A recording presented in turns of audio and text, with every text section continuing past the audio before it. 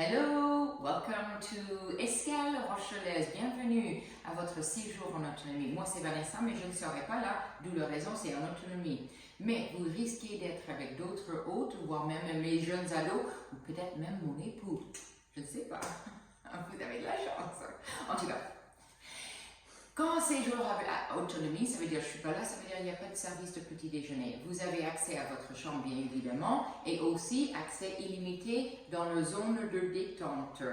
Dans mon guide, ça vous parle de comment tout allumer dans la zone de détente. Il n'y a vraiment qu'une chose à allumer, le sauna. Le bain est chauffé à 39 degrés tout le temps, toute l'année. Mais allons-y, je vais vous montrer votre chambre.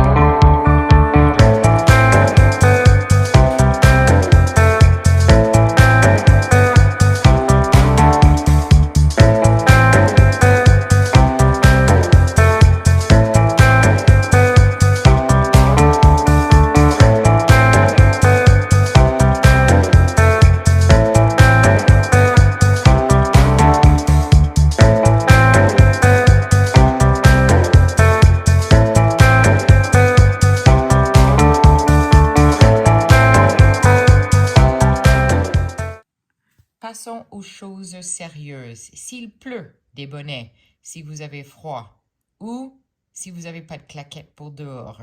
Les lumières, s'il fait nuit, ça c'est une lumière pour le terrasse.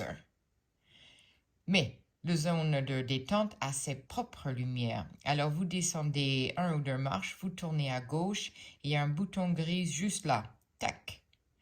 Ensuite, la zone de Zenden, il y a une porte avec un code, mais pour éviter, il va falloir se retenir d'une code. On a mis un petit loquet en bas du porte. Quand vous êtes prête de rentrer, on enlève le loquet et vous fermez la porte et vous êtes dans votre intimité. Le sauna, le bain nordique et le coin de rafraîchissement avec le seau qui est venu de Finlande et un doucheur classique.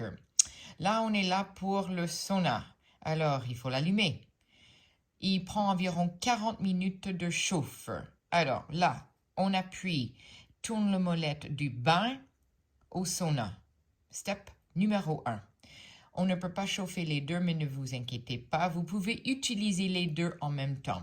La deuxième étape, il faut rentrer dans le sauna et tourner ce petit molette jusqu'à numéro 2 ou 3 heures. Ça veut dire que le temps que ça chauffe et le temps que vous faites votre séance. Vous verrez, il y a une lumière qui s'allume. Ça veut dire que vous avez bien fait.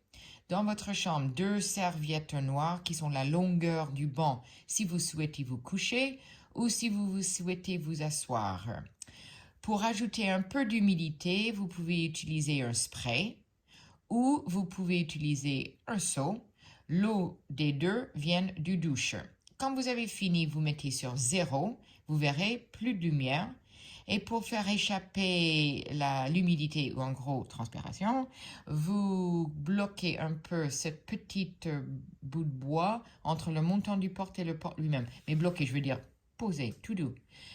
Surtout, surtout, n'oubliez pas de rallumer le sauna quand vous avez fini, sinon le bain va refroidir et ça sera dommage pour les suivants.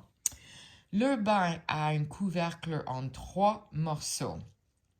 La première morceau, souvent c'est celui et vers le coffre, on le tourne à l'envers.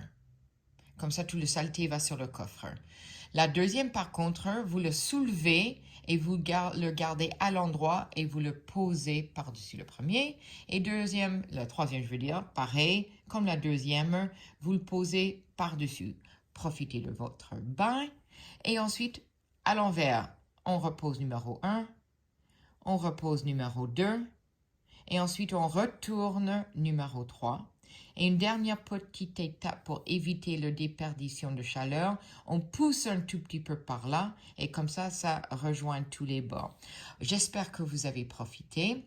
Quand vous partez, s'il vous plaît, n'oubliez pas de rebloquer la porte ouverte pour que les autres hôtes, ou même moi, ou les autres personnes de la maison, peuvent savoir que la zone est maintenant libérée. Il n'y a aucune contrainte d'horaire ni de temps. Profitez un maximum, voire même plusieurs fois par jour si vous voulez. Il est là pour ça. Le bain chauffé tout le temps, le sauna quand vous voulez et bon séjour en autonomie.